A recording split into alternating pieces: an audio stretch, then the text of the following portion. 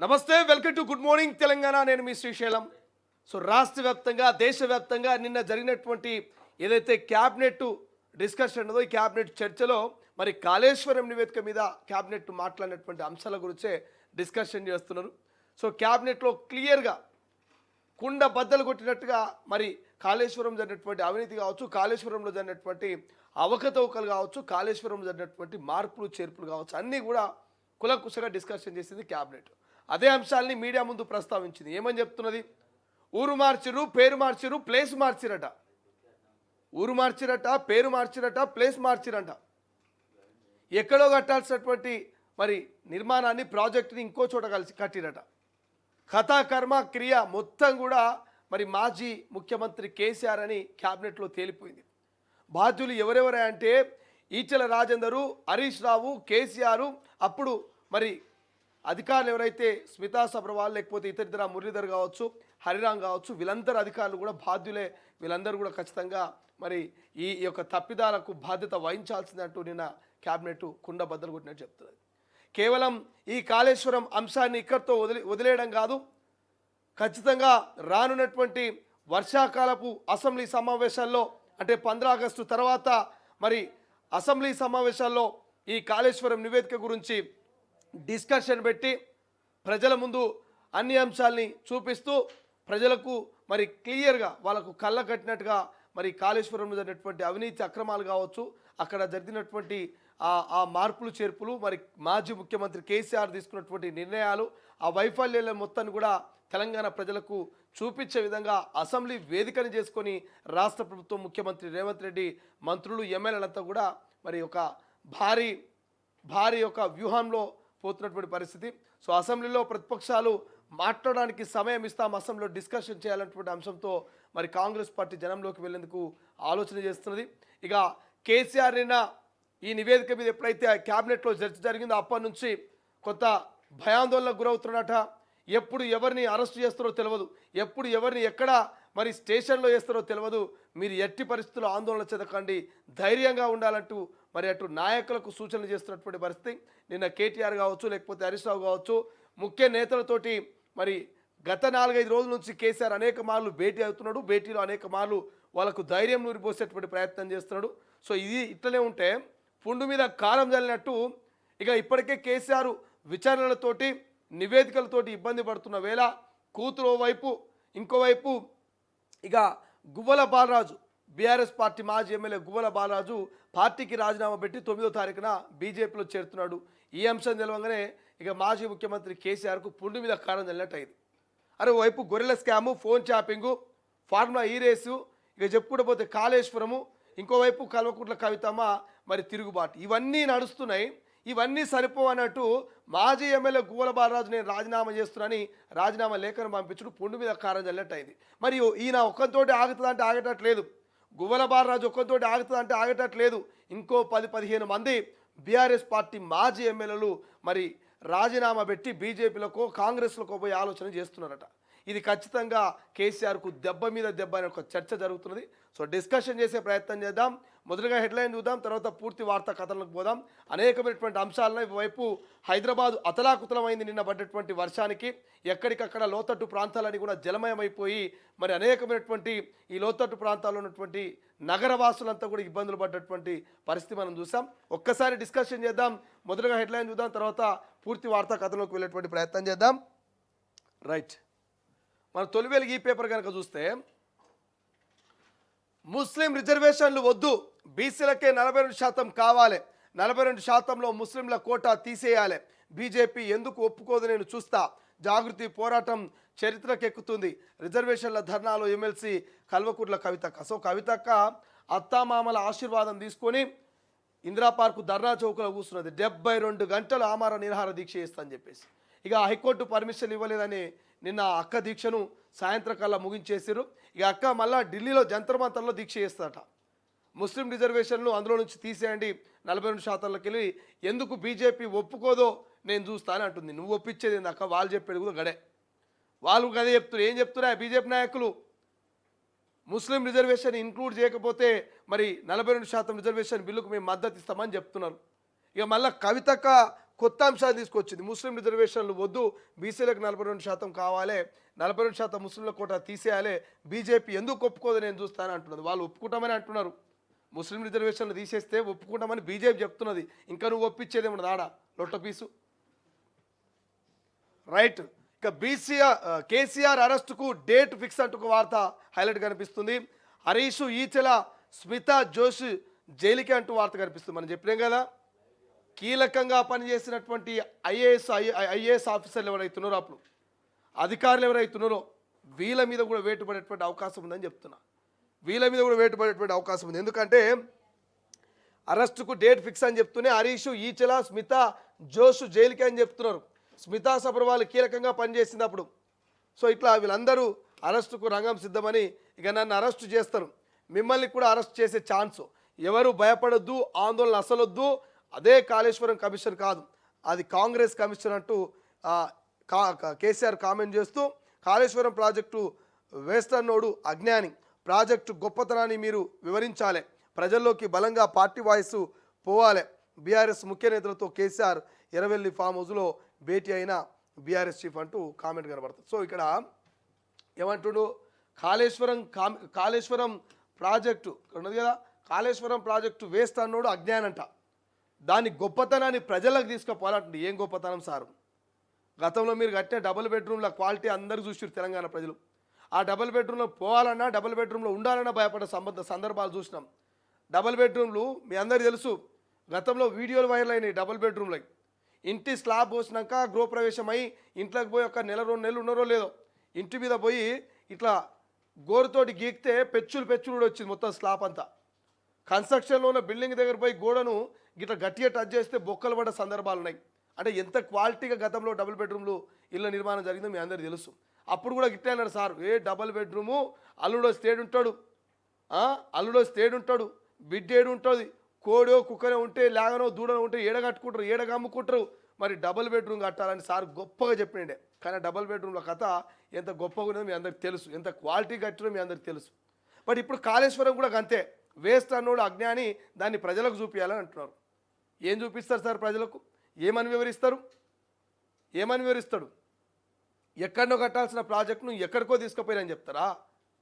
ఏదో ఊళ్ళో కట్టాలనుకున్న ప్రాజెక్ట్ ఇంకో ఊరు తీసుకుపోయినని చెప్తారా? డిజైన్లు మార్చినని చెప్తారా? ఏమని చెప్తారు? పిల్లర్లు కుంగుడు అవాస్తవం అని చెప్తారా? బుంగలు పడ్డది సుందీలలో, మరి అన్నారం బ్యాజ్లో బుంగలు పడి నీళ్లు పోయినాయని అవాస్తవం అని చెప్తారా? ఏది వాస్తవం, ఏది అవాస్తవం అని చెప్తారు? తెలంగాణ ప్రజలు ఎట్లా నమ్మిస్తారు? సో డిస్కషన్ చేద్దాం, చాలా అంశాలు ఉన్నాయి. హాస్టల్లో ఫుడ్ పాయిజన్, పలువురు స్టూడెంట్స్కు అస్వస్థ, ఆసుపత్రిలో చేర్చి చికిత్స. కొమరంభీం జిల్లాలో ఘటన ఇటీవల తరచూ ఫుడ్ పాయిజన్ ఘటనలు. ఇక జరనన్న మనం అనొద్దు, మన ముఖ్యమంత్రి గారు ఇక యూట్యూబ్లు ఆ ట్యూబ్లు అని అనేక మార్లు కామెంట్ చేస్తూనే ఇక ఎవడు పడితే ఆడు జర్నలిస్ట్ అవుతున్నారు, బూతులతో రెచ్చిపోతున్నారని అన్నాడు. బూతులతో రెచ్చిపోతున్నాను ముఖ్యమంత్రి గారు. ఈ వార్తలు చూస్తే ఏం చేయాలి చెప్పుడు సార్, మీరే చెప్పుర్రి. తిట్టాలా తిట్టొద్దా? అది కూడా పద్ధతిగా తిట్టాలనేమో. జగనన్న ఉండాలి సోయ అని తిట్టాలన్నా తిట్టొద్దా? ఎందుకంటే అధికారంలో ఉన్నది మీరు, ప్రభుత్వంలో ఉన్నది మీరు. ఈ పిల్లగాడు ఏం పాపం చేసిండు? ప్రభుత్వ పాఠశాలల్లో, గురుకులలో ఈ పిల్లగాళ్ళు ప్రభుత్వ పాఠశాలలో చదువుకోవాలని అనుకోవడమే వీళ్ళు చేసిన పాపమా? ఇక్కడ ఉన్నటువంటి అమ్మాయి కావచ్చు, అబ్బాయిలు కావచ్చు, వాళ్ళ గురుకుల ఎస్సీ, ఎస్టీ, బీసీ, మైనార్టీ హాస్టల్లో చదువుకుంటున్నారు. వీళ్ళందరూ కూడా పేద పిల్లలు, బడుగు బలహీన వర్గాల పిల్లలు. అయ్యో ప్రభుత్వం మమ్మల్ని బాగా చదివిస్తుంది కదా, మాకు మంచి బువ్వ పెడుతుంది కదా అని చెప్పేసి వీళ్ళందరూ హాస్టల్లో చేరి చదువుకుంటా ఉంటే ప్రభుత్వాలు పట్టించుకోక ప్రాణాల మీద తెచ్చుకొని దవాఖాన బెడ్ మీద పండుకుంటున్నారు వాళ్ళు. అయ్యవ్వకు దూరం వచ్చి, అయ్యవ్వ పిల్లల్ని దూరం చేసుకొని కడుపు నొప్పి, వాంతులు, విరోచనాలు. ఇప్పుడు ప్రభుత్వాన్ని తిట్టాలా తిట్టొద్దా మీరు చెప్పండి తెలంగాణ ప్రజలారా. తొలి వెలుగు ఎవరైతే వ్యూర్స్ చూస్తున్నారో చూసే ఒక్కరు కూడా కామెంట్ చేయండి. ఎన్నిసార్లు ఈ గురుకుల ఫుడ్ పాయిజన్ల వార్తలు చూసి ఉండొచ్చు మీరు. ఒక పోల్ కూడా పెట్టే ప్రయత్నం చేయండి. మామూలు గుర్తు చేస్తున్నారు. ఫుడ్ పాయిజన్లు వరుస ఫుడ్ పాయిజన్ సంఘటనల మీద తప్పెవరిది? ప్రభుత్వం బాధ్యత వహించాలా వహించొద్దా? తప్పెవరిది అనేటువంటి ఒక పోల్ పెట్టే ప్రయత్నం చేయ ఆదిత్య నీ స్టైల్లో. సో బరాబర్ దీని మీద స్పందించాల్సిన అవసరం ఉన్నది. ఏ మెయిన్ స్ట్రీమ్ మీడియాలో కూడా ఇటువంటి ఫుడ్ పాయిజన్ల వార్తలు చూపించారు. ఏ మెయిన్ స్ట్రీమ్ మీడియా కూడా ఈ ఫుడ్ పాయిజన్ల సంఘటనను గ్రౌండ్లోకి పోయి కవర్ చేయదు. కానీ ఒక డిజిటల్ మీడియా మాత్రమే ఫుడ్ పాయిజన్ జరిగినా ఇంకోటైనా అది కేసీఆర్ ప్రభుత్వమైనా రేవంత్ అన్న ప్రభుత్వమైనా ఇంకెవరి బీజేపీ నాయకుల ప్రభుత్వం వచ్చినా ఇంకెవరి ప్రభుత్వం వచ్చినా ప్రశ్నించాల్సిన అవసరం ఉన్నది, ప్రజలకు తీసుకుపోవాల్సిన బాధ్యత ఉన్నది ఖచ్చితంగా. రైట్, వరుస ఫుడ్ పాయిజన్ల సంఘటనపై తప్పు ఎవరిది, ప్రభుత్వానిదా లేకపోతే అధికారులదా? ఆ టైప్లో పెట్టు. లేకపోతే బాధ్యత ఎవరు వహించాలి, ముఖ్యమంత్రి లేకపోతే అధికారులు, అలాగ పెట్టినా పర్లేదు. వరుస ఫుడ్ పాయిజన్లకు బాధ్యత వహించాల్సింది ఎవరు? విద్యాశాఖ మంత్రి ఉన్న ముఖ్యమంత్రి గారా లేకపోతే అధికారుల? ఎవరు బాధ్యత వహించాలి? ఫుడ్ పాయిజన్లకు బాధ్యత ఎవరు వహించాలి, ముఖ్యమంత్రి లేకపోతే అధికారుల? ఒక పోల్ పెట్టేటువంటి ప్రయత్నం చేయి. బీఆర్ఎస్ ఖాళీ, బీజేపీలోకి మాజీ ఎమ్మెల్యేలు, పార్టీ మారనున్న 5 నేతలు, తాజాగా రిజైన్ చేసిన గువ్వల బాలరాజు, త్వరలో Marri Janardhan Reddy, Jaipal Yadav, Abraham, Harshavardhan good bye, ఒక్కొక్కరుగా పార్టీ వీడనున్న నేతలు. ఉమ్మడి మహబూబ్నగర్ జిల్లాపై బీజేపీ ఫోకస్. ఇటీవల బీజేపీ చీఫ్ జిల్లా టూర్ తర్వాత మారిన ఈక్వేషన్స్. ఎంపీ డీకే అరుణ నేతృత్వంలో ఆపరేషన్. పార్టీలో చేరికల అంశంపైన ఢిల్లీలో డీకే బిజీ అంటూ వార్త కనిపిస్తుంది. అబ్బా, బీజేపీ నూతన రథసారథి రామచంద్రరావు ఏం చేస్తారో అనుకున్నారు. ఆయన ఫైటర్ కాదు రైటర్ అన్నారు. చాలా సప్పటి మనిషి, మెత్తటి మనిషి, మౌనంగా ఉండే వ్యక్తి అని చెప్పేసి అన్నారు. కానీ అమ్మో, సైలెన్స్ కాస్త వైలెన్స్ అయితే ఎట్లుంటుందో రామచంద్రరావును చూసి నేర్చుకోవాలబ్బా. నేను సైలెంట్గా ఉండేటోని కాదు, చాలా వైలెంట్గా ఉంటా, నేను రైటర్ని కాదు, నేను ఒక ఫైటర్ని అని చెప్పిన రామచంద్రరావు వచ్చినటువంటి 1-2 నెలల వ్యవధిలోనే మహబూబ్ నగర్లో ఉన్నటువంటి బీఆర్ఎస్ నాయకుల్ని మొత్తం కూడా బీజేపీలోకి తీసుకుపోతున్నాడు. మహబూబ్ నగర్ బీఆర్ఎస్ క్యాడర్ని మొత్తం ఖాళీ చేస్తున్నాడు. అంటే ఈ లెక్కన చూస్తుంటే సైలెంట్గా ఉన్న వ్యక్తి వైలెంట్ అయితే ఎట్లుంటుంది అనేది రిజల్ట్ ఇక్కడ కనబడుతున్నది. సరే, డీకేఆర్న సపోర్ట్ ఉండొచ్చు, ఉండకపోవచ్చు, కానీ అధ్యక్షుడి నిర్ణయం, అధ్యక్షుడి సలహాలు సూచన మేరకే మరి క్యాడర్ పనిచేయాల్సి ఉంటుంది. కాబట్టి సో రామచంద్రుడు ఒట్టోడేం కాదు, గచ్చోడనే ముచ్చట ఈ బీఆర్ఎస్ నాయకుల చేరికలు చూస్తుంటే అర్థమవుతున్నది. చూడాలి ఏం జరుగుతుందో. గువ్వల బాలరాజుతో ఆగదట. దాదాపు 10 నుంచి 15 మంది బీఆర్ఎస్ నాయకులు పోయే అవకాశం ఉందట. ఆదిత్య, ఇంకో పోల్ కూడా పెట్టు. బీజేపీలోకి బీఆర్ఎస్ ఎమ్మెల్యేల చేరికలపైన ఒక కామెంట్ పెట్టే ప్రయత్నం చేయి. బీజేపీలోకి బీఆర్ఎస్ నాయకులు సో మంచిదా కాదా, మంచి నిర్ణయమా కాదా అని ఒక పోల్ పెట్టే ప్రయత్నం చేయి. బీజేపీలోకి బీఆర్ఎస్ నాయకుల చేరికలు మంచి నిర్ణయమా, మంచి నిర్ణయం కాదా? చేరికలు వాళ్ళు తీసుకున్నటువంటి నిర్ణయం మంచిది కాదా అని ఒక పోల్ పెట్టే ప్రయత్నం చేయి. సో ఇంకేమున్నది అంటే, ఈ టైంలో కేసీఆర్ కేసులు అవన్నీ ఎదుర్కొంటున్నాడు కదా, ఈ టైంలో కేసీఆర్ని ఒంటరి చేసి బీఆర్ఎస్ నాయకులు పోతున్నారు కదా, ఇది మంచి నిర్ణయమా కాదా? ఓకేనా? కేసీఆర్ని ఒంటరి చేస్తూ బీజేపీలోకి వెళ్తున్న బీఆర్ఎస్ నాయకులు తీసుకున్న నిర్ణయం మంచిదా కాదా అని ఒక పోల్ పెట్టు. సో తెలంగాణ ప్రజలు ఏం చెప్తారో చూద్దాం. కింద కామెంట్ కూడా చేసే ప్రయత్నం చేయండి. రైట్, ఇక పవన్ షూటింగ్లు బంద్, ఉస్తాద్ చిత్రీకరణకు బ్రేక్, షూటింగ్ స్పాట్లో హైటెన్షన్, ఆందోళన చేసిన film federation workers, Chennai Mumbai వర్కర్స్ను ఎందుకు తెచ్చారని ఫైర్, ఆందోళనకారులను చెదరగొట్టిన పోలీసులు, ఇప్పటికే సమ్మెలోకి వెళ్ళిన ఫిలిం ఎంప్లాయీస్, వేతనాలు 30% పెంచాలంటూ డిమాండ్. ఇక రేవంత్ మళ్ళీ సీఎం కావాలి, సీఎంకు మంత్రి కోమటిరెడ్డి విషెస్, నల్గొండలో క్యాంప్ ఆఫీస్ ఓపెన్, ఈ సందర్భంగా సీఎంకు కోమటిరెడ్డి ఫోన్. ఇక సీఎం రేవంత్కు Komatireddy Rajagopal Reddy counter, digital media role విలువైనది, అవమానించడం సరికాదు, ఎమ్మెల్యే రాజగోపాల్ రెడ్డి ట్వీట్. అబ్బా, శుభాష్ సపోర్ట్ కొట్టాలనే. కోమటిరెడ్డి బ్రదర్సు హైడ్రామా అని చెప్పాలి. ఏం చెప్పాలి? కోమటిరెడ్డి బ్రదర్సు హైడ్రామా అని చెప్పాలి. అన్ననేమో గణపతికి పూజ చేసినా మళ్ళీ ముఖ్యమంత్రి కావాలని చెప్పేసి చెప్తాడు. ఇక తమ్ముడేమంటాడు? డిజిటల్ మీడియాను అట్లెట్లా మీరు అవమానపరుస్తారని ఏదో మంత్రి పదవి రానందుకు డిజిటల్ మీడియా మీద మరి రాజగోపాల్ రెడ్డి సమితి ప్రేమ తప్ప ఇక్కడ జెన్యున్ ప్రేమ ఎక్కడ కూడా కనిపించట్లేదు. అంటే ఇక్కడ కోమటిరెడ్డి బ్రదర్సు హైడ్రామాని చూస్తుంటే ప్రజలంతా షాక్ అవుతున్నారు. అన్ననేమో ముఖ్యమంత్రి మీద ప్రేమ కురిపిస్తుంటే తమ్ముడేమో ముఖ్యమంత్రిని విమర్శిస్తున్నాడు. అంటే ఎట్లా అర్థం చేసుకోవాలి? ఇక మీరే ఆలోచన చేసుకోండి. తెలంగాణ ప్రజలు మీరే ఆలోచన చేసుకోండి, ఏం చేస్తే బాగుంటుంది ఎట్లా అనేది. ఇక్కడ మంత్రి పదవి రానందుకే విమర్శ అనేది ఒకటి, ఇక్కడ ఇంకా కొన్నేళ్ల పాటు సస్టైన్ అవ్వాలి కాబట్టి ఇక అందుకే చిన్నోడైనా జూనియర్ అయినా అడ్జస్ట్ చేసుకుని వెంకటరెడ్డి అన్నదమ్ములు హైడ్రామా అనే ఒక చర్చ కూడా నడుస్తున్నది. రైట్, మనం పోలు పెట్టిన పని చెప్పినాం కదా, ఒకసారి పోలు పెట్టినాం, 501 పెట్టినావా?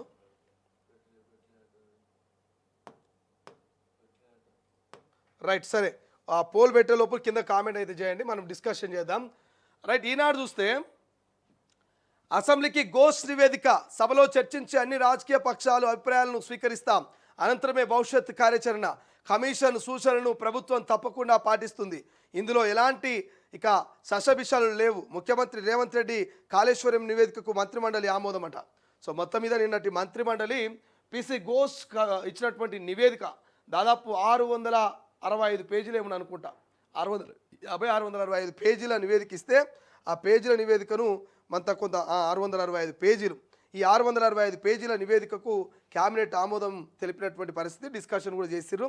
సో దాని గురించి మనకు వార్త కనిపిస్తుంది. రైట్, మరో వార్త, మార్గదర్శి ఫైనాన్షియర్పై క్రిమినల్ కేసు కొట్టివేత అంటూ వార్తలు కనిపిస్తే, నిజమైన భారతీయులు అలాంటి మాటలు అనరు, రాహుల్ గాంధీకి సుప్రీంకోర్టు మందలింపు, కాంగ్రెస్ అగ్రనేతపై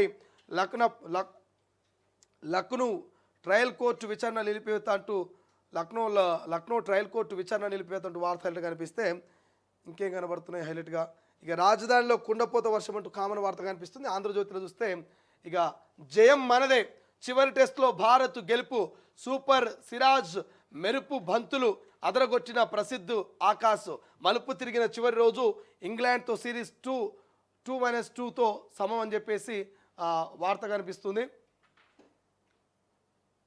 ఇంకేమున్నదిగా, ఊరు మార్చి పేరు మార్చి అవినీతి పునాదులతో కాళేశ్వరం నిర్మాణం, అందుకే కూలిందని నివేదిక స్పష్టం చేసిందంట. ఘోష్ కమిషన్ నివేదికను కేబినెట్ ఆమోదించింది, త్వరలో అసెంబ్లీలో ఆ తర్వాత తుది నిర్ణయం. ఇక మేడిగడ్డ బ్యారేజ్ కుంగుబాటుకు కారణాలు వివరిస్తూ కేసీఆర్ హయాంలోనే ఎన్డీఎస్ఏ నివేదిక ఇచ్చింది. రాజకీయ కక్ష, వ్యక్తిగత ద్వేషంతో నిర్ణయం తీసుకోం, కేబినెట్ సమావేశం తర్వాత సీఎం రేవంత్ రెడ్డి వెల్లడి, నిర్మాణ సంస్థలకు లబ్ధి చేకూర్చడానికే నామినేషన్ పద్ధతి, గోదావరిలో జలకళ ప్రచారం కోసమే నీటి నిల్వ అంటూ ఉత్తమ్, అసెంబ్లీని తప్పుదోవ పట్టించిన కేసీఆర్ అంటూ భట్టి, కట్టుడు నుంచి కూలుడు దాకా సర్వం కేసీఆర్ అనంట, సీఎంలా కాకుండా ఇంజనీర్ల వ్యవహారం తందానా అన్న నాటి మంత్రి హరీషు అధికారులు, నిశ్శబ్ద నేరస్తుడు నాటి ఆర్థిక మంత్రి ఈటెల, నిపుణుల కమిటీ నివేదికను కావాలని తొక్కిపెట్టారు, కేబినెట్ ఆమోదం లేకుండానే అంచనాల పెంపు, ఇక నామినేషన్పై అప్పగించి కాంట్రాక్ట్ సంస్థలకు లబ్ధి, జస్టిస్ పిసి ఘోష్ నివేదిక సారాంశాన్ని కేబినెట్కు అందజేసిన అధికారుల కమిటీ. చూస్తురా కట్టుడు నుంచి కూలుడు దాకా మొత్తం కేసీఆర్ సారేనట, కథ కర్మ క్రియ, సినిమాలో చెప్తాం కదా స్క్రీన్ ప్లే దర్శకత్వం అని చెప్పేసి, కథ స్క్రీన్ ప్లే దర్శకత్వం నిర్మాణం అని చెప్పేసి ఇట్లా పడుతుందిగా టైటిల్, అట్లా అంతా కేసీఆర్ సారేనట. ఇక మరి ఇక్కడ పెద్ద అంశం ఏంటంటే నిశ్శబ్ద నేరస్తుడు నాటి ఆర్థిక శాఖ మంత్రి ఈటెలనంట, నిశ్శబ్ద నేరస్తుడట, తొక్కిపెట్టే ప్రయత్నం చేసినట ఈ కాళేశ్వరం అవినీతి అక్రమాల అంశాలన్నిటిని. ఏం జరుగుతుందో చూద్దాం. క్యాబినెట్ ఆమోదం లేకుండానే అంచనాలు పెంపంట, క్యాబినెట్ ఆమోదమే లేదట అసలు. సో మెదడు కరిగించి రక్తాన్ని రంగరించి కాళేశ్వరం ప్రాజెక్టు కట్టా, నన్ను కేసీఆర్ మాటలు మరవద్దుగా నిజమేనని తేలిపే, సరే కట్టానన్న కేసీఆర్ మాటలు మరో విధంగా నిజమేనని తేలిపోయింది. ప్రాజెక్టు కట్టుడు నుంచి కూలుడు దాకా బాధ్యత అంతా కేసీఆర్దేనని, తన బుర్రలో పుట్టిన ఆలోచనతో ఇష్టానికి నిర్ణయం తీసుకొని తన ఇష్టం వచ్చినట్లు కాళేశ్వరం బ్యారేజీలు కట్టించారని అధికారికంగా స్పష్టమైంది. ప్రాజెక్టు నిర్మాణంలో ప్రతి చిన్న అంశం కూడా కేసీఆర్ కనుసన్నల్లోనే ఆయన ఇష్టానుసారమే జరిగిందని జస్టిస్ ఘోష్ కమిషన్ వెల్లడించింది. సో ఇక్కడ నేను చెప్తున్నదో కాంగ్రెస్ ప్రభుత్వం కాదు, కమిషన్ చెప్తున్నది.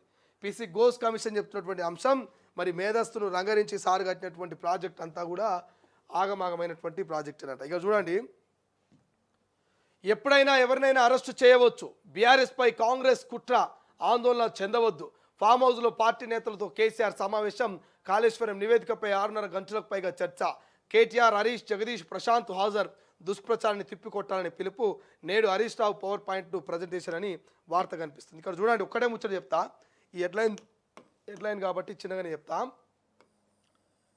బీఆర్ఎస్పై కాంగ్రెస్ కుట్రనంట, ఎప్పుడైనా ఎవరినైనా అరెస్ట్ చేయొచ్చంట. జర్రనన్న బుద్ధి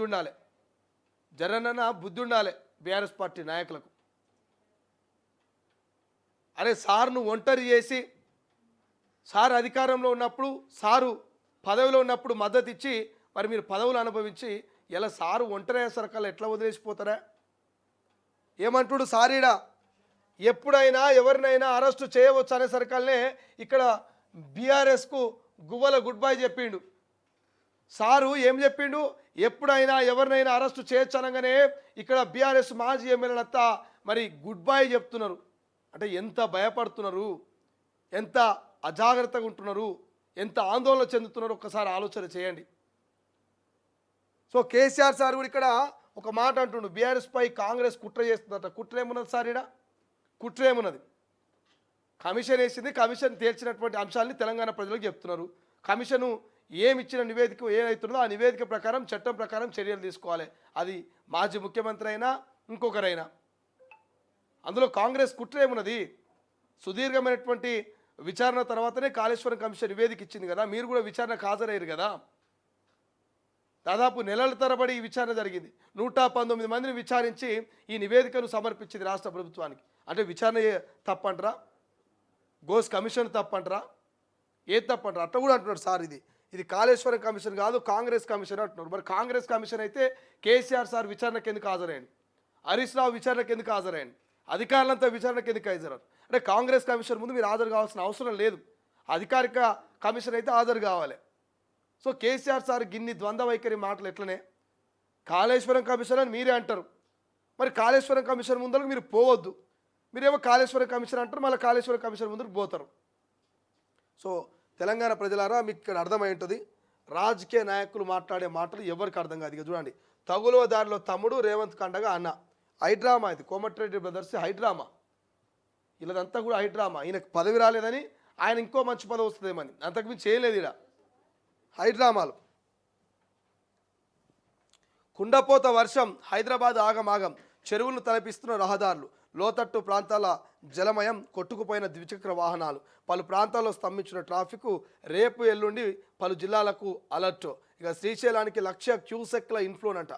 ఈ దారుణమైన నిన్న చూడండి, ఏదో చిన్నగా చెరువులకెళ్ళో పారుతున్నటువంటి నదులకెళ్ళో వస్తున్నట్టు అనిపిస్తలే బస్సులకి. ఇవన్నీ కూడా టైర్లు మొత్తం మునిగిపోయినాయి. ఇక పోరగాళ్ళంతా స్కూల్కి వెళ్ళి వచ్చి పిల్లలంతా కూడా మరి ఆ వాటర్లకి వెళ్ళి రావాలంటే ఇబ్బంది పడి వాళ్ళు ఏదో దాటే ప్రయత్నం చేస్తారు. నిన్న ఈ అమీర్పేట పంజాగుట్ట అని కాదు, హైదరాబాదు నగరం అంతా కూడా ఎక్కడ పోతే అక్కడ ఇక మొత్తం కుండపోత వర్షమే.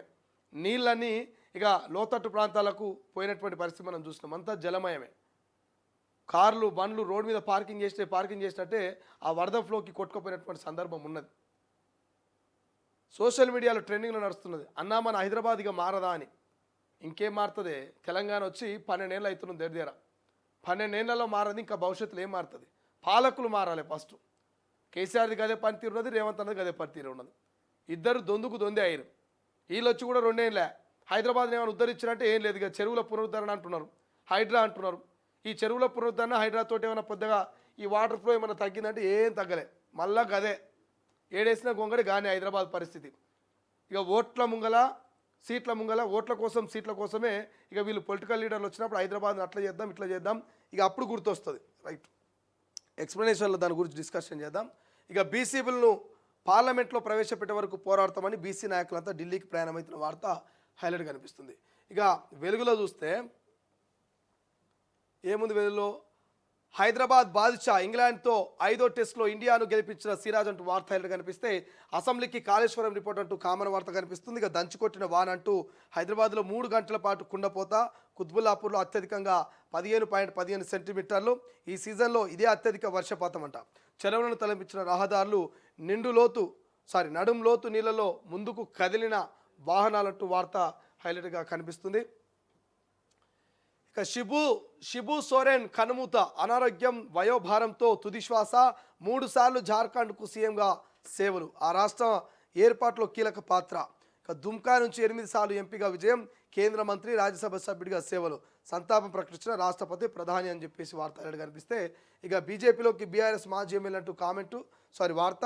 అది కాంగ్రెస్ కమిషన్ అంటూ కేసీఆర్ కామెంటు. ఇక బీసీ లీడర్లు చలో ఢిల్లీ కామన్గా కనిపిస్తుంది.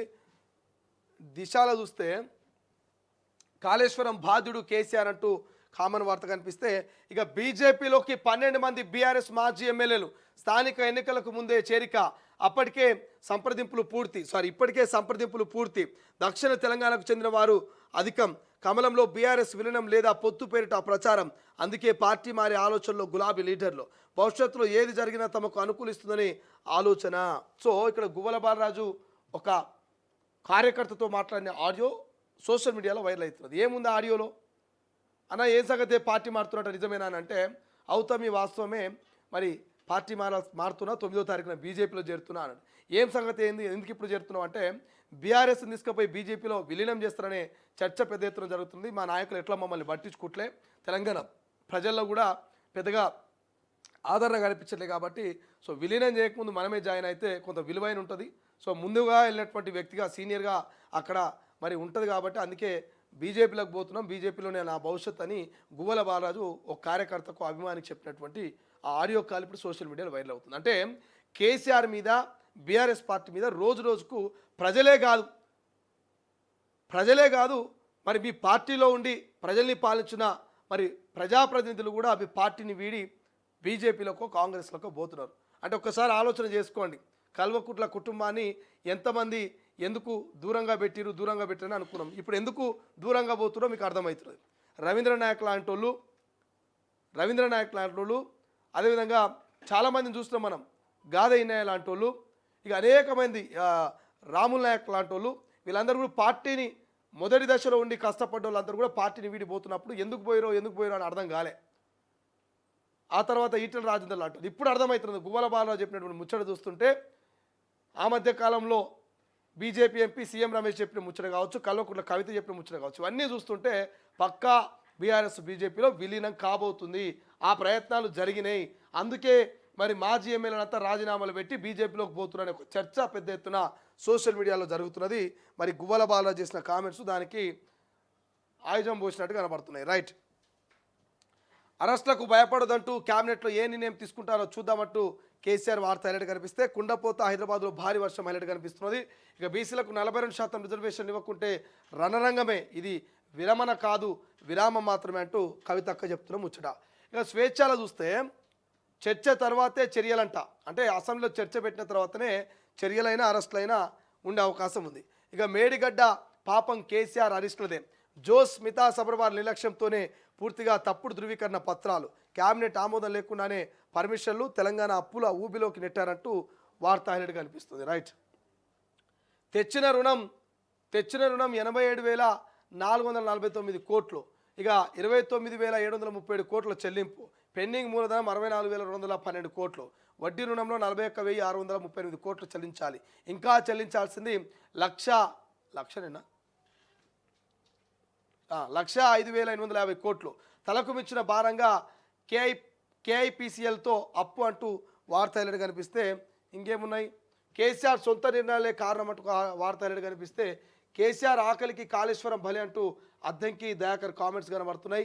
ఇక బీఆర్ఎస్ ఆందోళన, కాళేశ్వరం కన్నెపల్లి పంప్ హౌస్ వద్ద ఉద్రిక్తత, ప్రాజెక్టు నుంచి నీళ్ళు ఎత్తిపోయాలంటూ డిమాండ్, తామే ప్రారంభిస్తామని లోపలికి వెళ్లే యత్నం, అడ్డుకున్న పోలీసులు, వాగ్వాదం, తోపులాట. రెడ్డిగా కేసీఆర్పై నిందలు మోపడానికి, తెలంగాణ గొంతు తడపడానికి కాళేశ్వరం ప్రాజెక్టు ఇక నివేదిక 665 నుంచి 60 పేజీలకు కుదించి ప్రచారం. మాజీ మంత్రి సిగ్గిరెడ్డి నిరంజన్ రెడ్డి కామెంట్ అంటూ వార్త కనిపిస్తుంది. రైట్గా నమస్తే తెలంగాణ చూద్దాం. చివరగా ఇటు ప్రాణహిత నీళ్లు వృధా అంటూ సర్కారు కమిషన్ ఒక మిష. ఇక తుమ్మిడిహెట్టి జపం చేసిన జ్యుడిషియల్ కమిషన్, కాంగ్రెస్ ఆత్మహత్య ఘోష్ అంటూ మరి సర్కారు చీలిక ఘోష్ నివేదిక అంటూ వార్త హైలైట్ కనిపిస్తే, కాళేశ్వరం కట్టడం కేసీఆర్ చేసిన నేరమట, 3.5 ఏళ్లలో పూర్తి చేయడము తప్పేనట అంటూ వార్త కనిపిస్తున్నది. ఇక్కడ ఇక వాళ్ళని సమర్థించుకోవాలి కదా. ఇలా పనికొచ్చే వార్త ఏమన్నదంటే ఇది ఒక్కటి కనబడుతున్నదే. 3 గురుకులలో ఫుడ్ పాయిజన్, 65 మంది విద్యార్థులకు అస్వస్థ, బాధ్యులను సస్పెండ్ చేయాలంటూ బీఆర్ఎస్ ఆధ్వర్యంలో ధర్నా. ఇది ఒక వార్త హైలైట్ కనిపిస్తున్నది. సో కొమరం భీం ఆసిఫాబాద్ జిల్లా రెబ్బన పిహెచ్సిలో చికిత్స పొందుతున్న గురుకుల పాఠశాల విద్యార్థిని అని చెప్పేసి ఒక ఫుడ్ పాయిజన్ వార్త ఒకటి వీళ్ళు నమస్తే తెలంగాణ పనికొచ్చేది రాశారు. ఇక బీసీలకు గతంలోనే 32% టికెట్లు అంటూ ఒక వార్త రాశారు. అది డిస్కషన్ చేద్దాం. రైట్. పోల్ పెట్టినాం కదా మనం, పోల్ గురించి కూడా చూసేటువంటి ప్రయత్నం చేద్దాం. పోల్లో అనేకమైనటువంటి అంశాలు మనం డిస్కషన్ చేసే ప్రయత్నం తెలంగాణ ప్రజలు చూడాల్సినటువంటి అంశం ఇది. సో వరుస ఫుడ్ పాయిజన్ బాధ్యత ఎవరు వహించాలి? సీఎం రేవంత్ అధికారులని చెప్పేసి మనం పెడితే అధికారులు కాదు సీఎం రేవంతే వహించాలని చెప్తున్నాడు. ఎందుకంటే విద్యాశాఖ మంత్రి ఉన్నాడు. ఎవరున్నారే? విద్యాశాఖ మంత్రి ఎవరున్నారు?